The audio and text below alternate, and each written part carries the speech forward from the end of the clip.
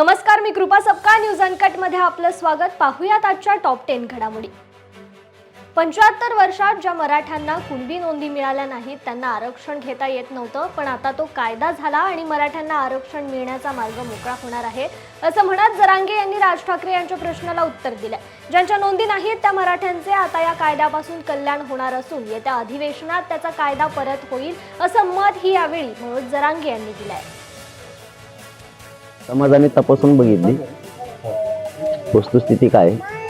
OBC समाजाला जे आरक्षण दिलेलं आहे ते 2001 च्या कायद्यानुसार दिलेलं आणि त्यानंतर सगळे जे जे कायदे बनले 2001 च्या कायद्यानुसार त्यानंतरचे कायदे बनलेले।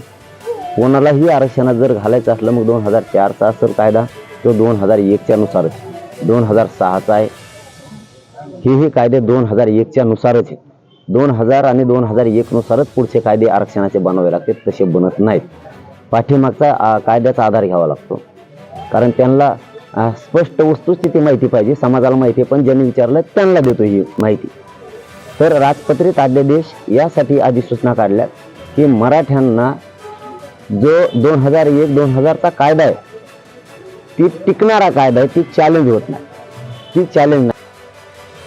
भाजपचे आमदार गणपत गायकवाड यांच्या खासगी अंगरक्षकाने कल्याण शहर पोलीस ठाण्यात पोलीस निरीक्षकांच्या केबिनमध्येच गोळीबार केल्याची माहिती समोर आली आहे। काल रात्री कल्याणमध्ये भाजप आणि शिंदे गटांच्या कार्यकर्त्यांमध्ये राडा झाला।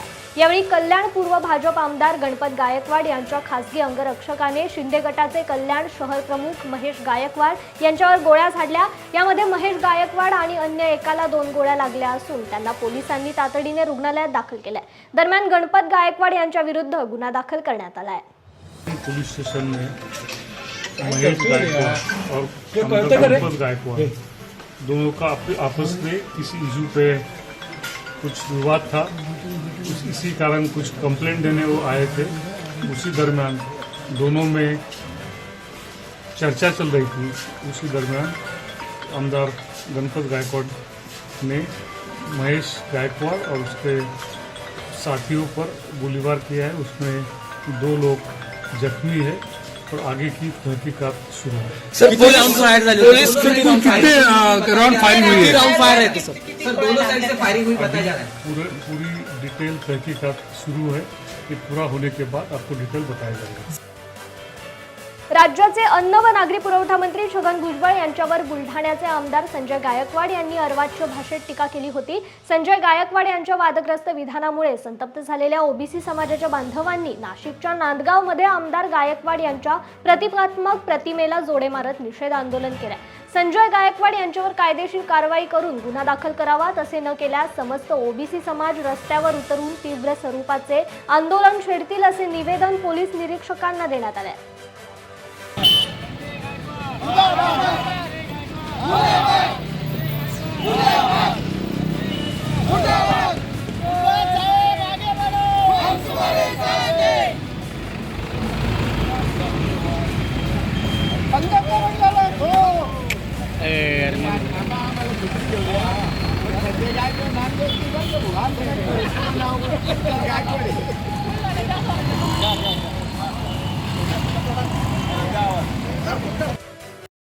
मराठा आरक्षणासाठी पुन्हा उपोषणाचा इशारा देणाऱ्या मनोज जरांगे पाटील यांच्यावर मनसे प्रमुख राज ठाकरे यांनी शुक्रवारी हल्लाबोल केलाय। मराठ्यांना तापवलं की ते मुंबईकडे येतात, पण यामागे कुणाचा राजकीय अजेंडा आहे का हे देखील मराठा बांधवांनी एकदा तपासावे असा सल्लाही ठाकरेंनी दिलाय।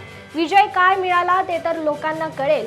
हे सामान्य मराठा बांधव भगिनी मुंबईत आले होते, त्यांना तरी काय निर्णय झाला हे कळाले का? जर तेव्हा आनंद व्यक्त केला होता तर आता परत उपोषणाची वेळ का आली असा सवालही ठाकरेंनी जरांगे पाटील यांना विचारलाय। हा विषय टेक्निकल आहे, हा कायद्याच्या दृष्टिकोनाचा विषय आहे। हा अशा प्रकारचा निर्णय कुठचंही राज्य सरकार घेऊ शकणार नाही आणि केंद्राला या गोष्टींचा विचार करायचा असेल तर प्रत्येक राज्यामध्ये ही परिस्थिती आहे। प्रत्येक राज्यामध्ये हे कसं करणार आहेत त्याच्यासाठी तुम्हाला सुप्रीम कोर्टामध्ये जायला लागेल, त्याच्यासाठी विशेष अधिवेशन बोलवायला लागेल, त्यांना अनेक प्रोसेस आहेत त्याला। ते काही इतकं सोपं नाही आहे। मला असं वाटतं मराठा समाजातल्या माझ्या बांधवांनी भगिनींनी मला असं वाटतं या गोष्टींचा विचार केला पाहिजे। मागे एकदा तुम्हाला सगळ्यांना तापवले, तुम्ही मोर्चे काढले, सगळेजण तुम्ही आलात मुंबईमध्ये आलात, सगळ्या ठिकाणी मोर्चे काढले। हे परत आता दुसऱ्यांदा झालं, बरोबर आहे।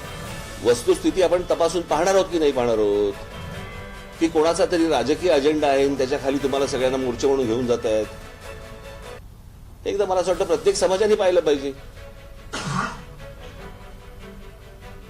असा काही संशय वाटतो तुम्हाला? मला सांगा ना, त्या दिवशी मुख्यमंत्र्यांची भेट झाली आणि बाहेर पडले, विजयोत्सव साजरा झाला, काय विजय मिळाला? कोणता विजय एकदा कळू तर देत.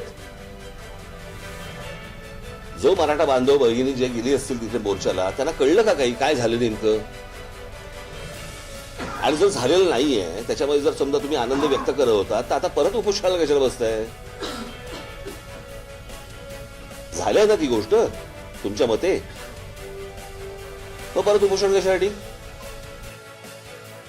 सावित्रीबाई फुले पुणे विद्यापीठामध्ये ललित कला केंद्रातील विद्यार्थ्यांमार्फत रामायणामधील घटनेवर आधारित जब वी मेट या नाटकाचा प्रयोग आयोजित करण्यात आला होता.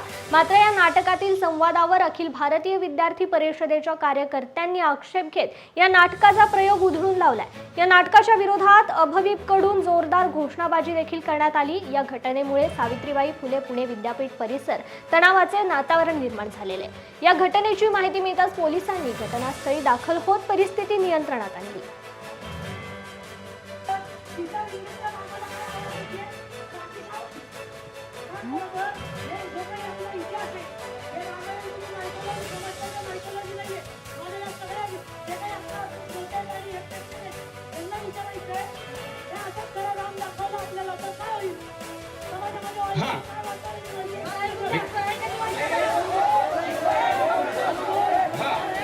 तुमचं बोला, तुमचं बोलून झालं की मी बोलतो.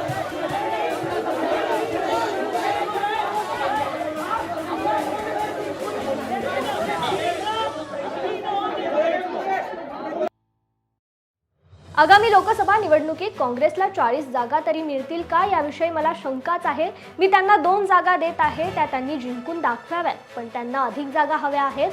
मी म्हटले ठीक आहे, सर्व 42 जागा लढवा. अशा शब्दात पश्चिम बंगालच्या मुख्यमंत्री आणि तृणमूल काँग्रेसच्या सर्वेसर्वा ममता बॅनर्जी यांनी शुक्रवारी काँग्रेसवर हल्ला चढवलाय. पश्चिम बंगालमध्ये 5 दिवस मुक्काम केल्यानंतर काँग्रेसची भारत जोडो न्याय यात्रा शुक्रवारी झारखंडमध्ये दाखल झाली. तत्पूर्वी राहुल गांधी यांनी पश्चिम बंगालमधील मुर्शिदाबाद जिल्ह्यातील नबाग्राम येथून यात्रेच्या 20व्या दिवसाची सुरुवात केली आहे. मिलिंद देवरा, हेमंत बिस्वा शर्मा अशा काही नेत्यांनी काँग्रेस सोडून भाजप किंवा इतर पक्षात प्रवेश केल्याच्या मुद्द्यावर राहुल गांधी यांनी तिथे चर्चा केली. राहुल गांधी म्हणाले, हिमंता बिस्वा शर्मा आणि मिलिंद देवरा यांच्यासारख्या नेत्यांनी कोणत्याही पक्षात राहू नये, कारण ते पक्षाच्या विचारसरणीशी सहमत नसतात. भाजपमध्ये गेलेले शर्मा आता आसामचे मुख्यमंत्री आहेत, तर देवरा यांनी गेल्या महिन्यात एकनाथ शिंदे यांच्या नेतृत्वाखालील शिवसेनेत प्रवेश केला. अंडर 19 विश्वचषकात भारतीय युवा संघाची विजयी घोडदौड सुरूच आहे. सुपर 6 सामन्यात भारतीय संघाने नेपाळचा 132 धावांनी पराभव केला असून या विजयासह टीम इंडियाने सेमीफायनलमध्ये दिमाखात प्रवेश केलाय. उदय शरणच्या नेतृत्वातील भारतीय संघाने लागोपाठ 5व्या विजयाची नोंद केली. या सामन्यात भारताचा कर्णधार उदय शरण आणि सचिन धस यांनी दमदार शतके झळकावली. या शतकांच्या जोरावर भारताने प्रथम फलंदाजी करत 297 धावांचा डोंगर उभारला.